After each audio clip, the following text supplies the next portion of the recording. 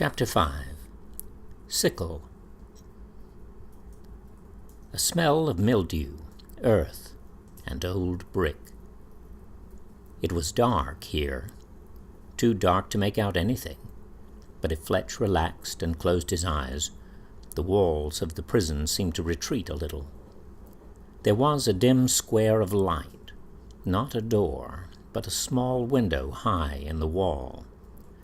When he opened his eyes, it disappeared. He closed his eyes again, and found that there was now something different about the window. In the lower right-hand pane, there had appeared a slanting oval of green light. It blinked. "Little pig," said a voice, "are you black with white spots, or white with black spots? I've never been able to tell." "I don't want this," Fletch whispered. The voice hadn't sounded human. "Red blood, no mistake about that. I know crimson. Old stones and iron teeth drawing out the chain. It coils and curves and never ends, but it has points and spikes. Here's a sharp edge.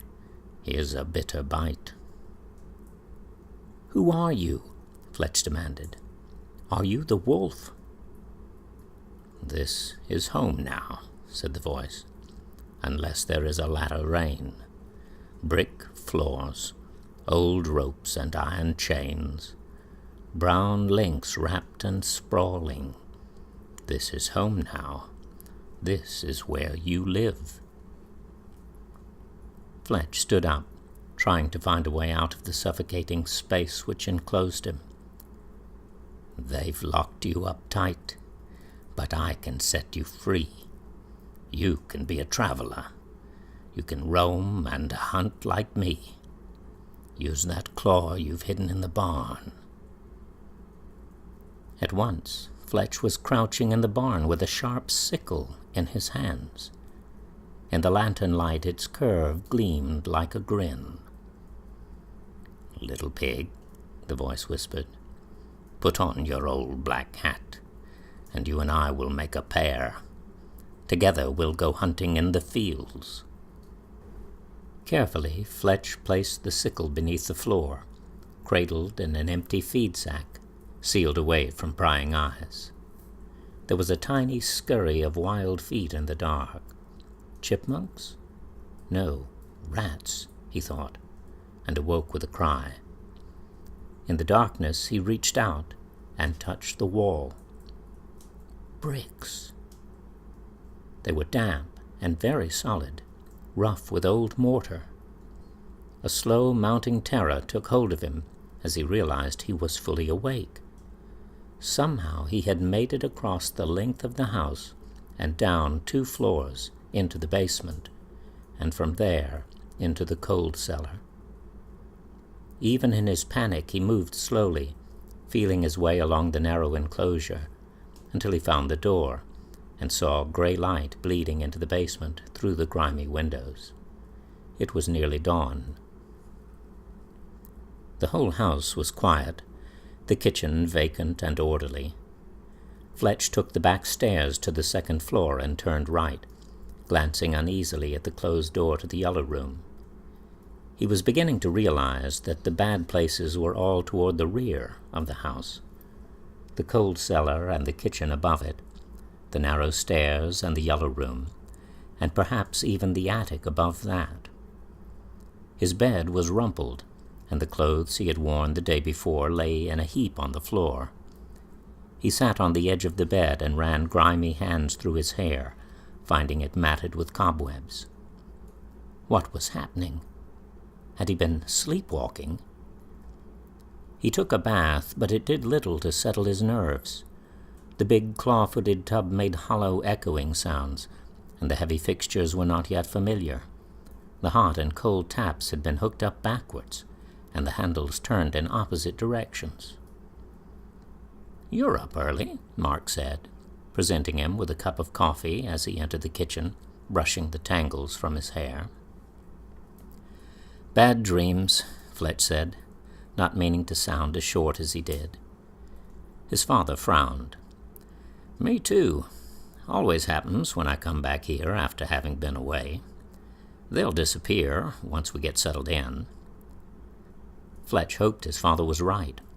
All morning one thing kept nagging at him, and around 11 o'clock he went out to the ruined barn to check beneath the floor. Once his eyes became adjusted to the dimness, he found a crowbar and picked his way over the old lumber and forgotten harrows draped in fetid burlap. Chances were good that a snake was coiled up somewhere. Tendrils of kudzu had crept between the boards in the back wall and found their way out again through gaps in the sagging roof. Somewhere in the dimness he could hear the buzzing of wasps. One small area of the barn had a raised floor of roughly sawn boards. Fletch stepped up onto it, testing the planks gingerly. They were weakened with dry rot and sagged beneath his feet. He glanced at the dust on the floor, fearing his own footprints might possibly be there from the night before. Locating a spot that seemed to correspond with what he remembered from the dream, Fletch knelt down and forced the blade of the crowbar between the boards, prizing one of them loose. It came up easily. The sickle rested there, as if in an ancient grave. He wanted to slam the board back into place and get out of the barn, out of assembly, out of any place where such things were possible. Instead, he reached down and lifted the iron tool from its hiding place. Mark was shelving books in the study. Fletch knocked lightly on the open door and entered with the sickle in his hands. "What on earth have you got there?" his father asked, looking up. "Some kind of old tool. I found it in the barn. It looks pretty wicked." Mark took the sickle to the window and inspected it. "You found it in the barn?" "Yes, beneath the floor." Fletch took a deep breath. "I knew it was there." His father turned from the window and peered at him. "You knew it was there?" Fletch suddenly wanted his father's strength and protection, and knew he couldn't keep his fear hidden any longer. "That's what I dreamed about last night. When I went to check this morning, I found it." He continued quickly.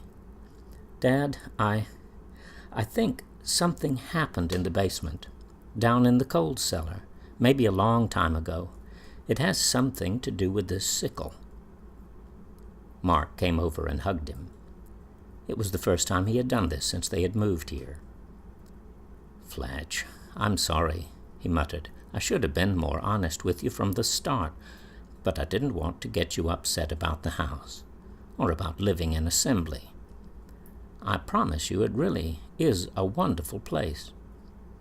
You're right about the coal cellar, though, and the sickle, though I'd forgotten that part of the story until just now. Long time back there was a family here named Harbor. You know Cap and Louise, they're part of the same family.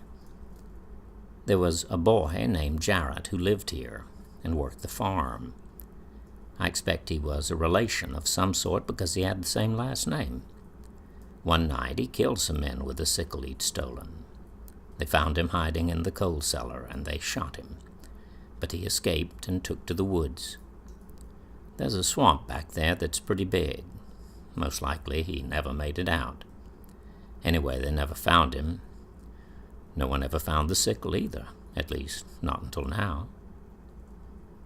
"So this house is haunted then?" His father managed a smile. "Fletch, this whole town is haunted in one way or another. But that doesn't frighten me, and I don't want it to frighten you." He squeezed Fletcher's shoulder. "Come on upstairs for a minute. I want to show you something." At the turning of the second-floor hallway, Mr. Forrester turned the handle of the door to the yellow room. Fletch looked at the mahogany furniture, the yellow rug on the floor. A close, strangling vacancy and emptiness hung in the air. A dead wasp lay on the sun-bleached windowsill.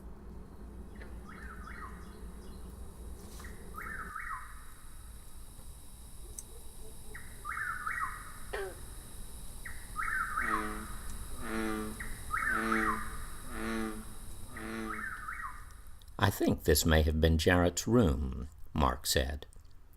"When I was growing up, we never used it for much of anything, just as a guest room once in a while, though it was always kept furnished.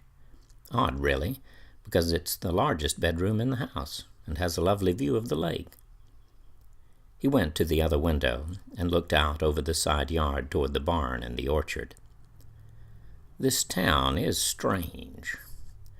Growing up here, I kind of took such things for granted, but one of the few times I can remember anything really ghostly happening to me was when I was 11 or 12. His father spoke softly, almost shyly, and Fletch wondered if he had ever mentioned this to anyone before. "I was up here one evening during a storm, looking out of this window, and I heard someone call me from the hall. I went to the door, but no one was there. Then lightning struck the side of the house, right up here under the eaves, and the window shattered. If I'd been standing beside it, I would have been badly cut, even struck by the lightning. Maybe Jarrett Harbor called me to safety, maybe not. But if he is still floating around, I don't think that boy's ghost means us any harm." Whether or not his father was right, the fact remained that Fletch held an instrument of murderous violence in his hands. He wanted to destroy it, but couldn't imagine how. He didn't dare leave it lying around, much less keep it in his room, and finally he decided to put it back where he had found it. For long years it had been there undiscovered, and he prayed that it would remain undisturbed for many years to come. During the last few days before the start of school, Fletch spent longer periods in the woods. Ferns and moss seemed more worthy of study than the courses designated on his class schedule. In Atlanta, he had attended a private Christian school, and all he knew about public schools came from the horror stories told by his old administrators. He wasn't sure he could survive in such a world of violence and vice. The first day was something of a relief. The atmosphere was much less restrictive than he had been used to, and the teachers were helpful. Few of the students paid him any attention. He had stopped for a drink in the hall before hunting for his third-period class, and glancing up, found himself looking straight into the dark eyes of the satyr. He stared, his mouth hanging open. It was like seeing someone he had formed out of his own thoughts coming to life beside the water fountain. "You're lost," the boy said, matter-of-factly.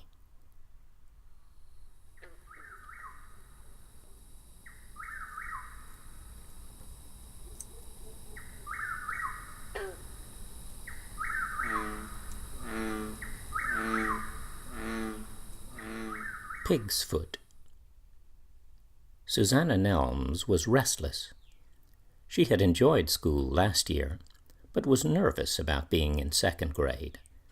The math looked really difficult, but the reader looked interesting. Susanna knew how to read already. She could read Goodnight Moon and Dotty Dolly's Tea Party and The Three Little Pigs. Susanna wasn't sure she liked The Three Little Pigs. She had two versions of the story, and in one of them the wolf ate up two of the little pigs, while in the other the pigs escaped and ran away.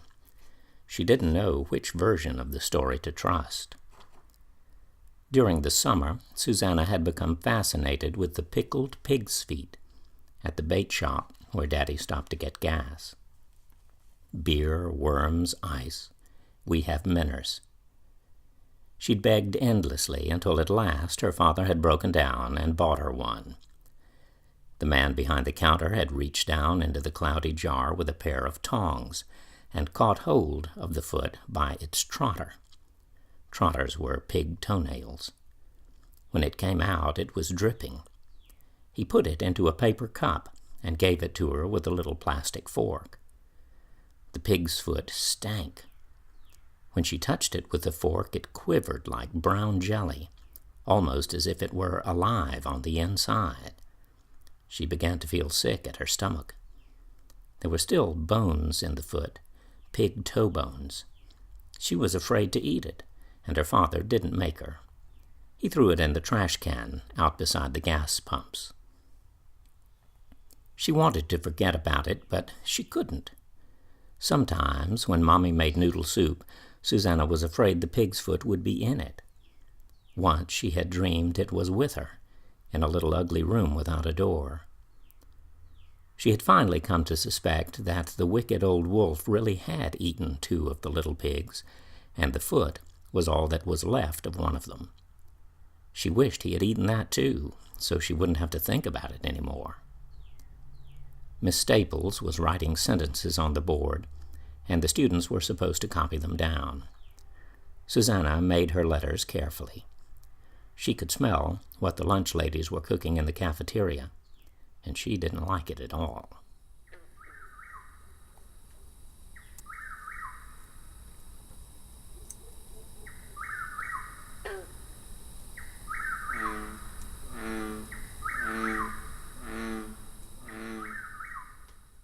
There's a price to be paid. Cotton Wills worked alone in a small stone building at the place called Narodoc, deep in the swamp. The structure was old, he knew, older even than Fort Yargo over in the next county, which had been built in the 1700s. People in the town knew of its existence, though few had ever seen it. Cotton suspected he would have guessed the purpose of the place, even if he had been unaware of the stories. He could almost sense the powerful acts which had been performed here. His own work was different, but clearly linked with the work of those who had used this place before him. Plastic bags packed with mud lay along one wall. The mud was black, dug from the smoking pit which lay only a few yards beyond the door. He used it to coat the figure he had crafted of twisted roots and kudzu vines, and through the mud he had woven swamp grass, blackberry brambles, and barbed wire. He worked only at night, his hands torn and bleeding, but the blood he shed was appropriate, even necessary. Much more blood would be required soon, and he would have to find a way to provide it. His son, Dwight, would help with that. It was odd how Dwight had provided the means for Cotton to understand what must be done. Only a few months ago, Carla had dragged the boy to a church service over in Winder, where a traveling evangelist warned the congregation about subversive messages hidden on record albums by groups like Black Sabbath and Led Zeppelin. The sermon had sparked Dwight's curiosity, and he had tinkered with his record player until he was able to make it play in reverse. Cotton had been skeptical until his son played a song which mentioned the Oppositioner. Cotton knew the Oppositioner from dreams. He listened intently, but in spite of Dwight's effort to translate the gibberish into something recognizable, Cotton could make nothing more of the song. He'd considered it a dead end. A few days later, in a moment of boredom, he had placed a record by Merle Haggard on the reverse turntable. The world around him changed as the Oppositioner at last began to speak. Give a hint, there's a price to be paid. My knives, my teeth, my sticks.